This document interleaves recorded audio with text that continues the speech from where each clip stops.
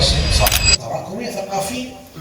مثل ما احنا اليوم نقول للإنسان كون احنا عندنا تراكمية ثقافية لفهم الآخر، لفهم أهل البيت عليهم السلام، كيفية الحديث مع الآخر، شلون يصير عندنا قوة في قضية المناظرة والمحاورة مع الآخر، كلها تعتمد على التراكمية الثقافية، غيرها ما يمكن في ذلك. فلذلك كثير من الناس عندهم في بعض الأحيان بالفكر المنحرف.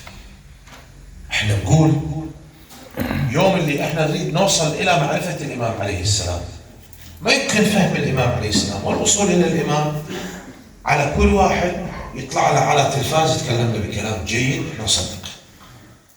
اكو عندنا قوانين يمكن ان تفهم من خلالها الامام عليه السلام. بعدين احنا نتندم على فكر منحرف. احنا ما نريد جماعات في بلدنا، الجماعات جابت لنا مساوئ. الانسان هو بحاله يكون منتظر بوحده هو امه. اكو ناس عندها الجانب التعطيلي، يجي الجانب التعطيلي يتحدثون الجانب التعطيلي، سووا هذا الشيء حتى الامام ما يظهر، وهذا شيء غلط. شو يحتاج إلى فهم الإمام بشكل كبير. اليوم ما يحتاج أنه المرجع يعلمنا على الإمام عليه السلام ويعطينا قواعد عامة، بس قراءتك هي المهمة.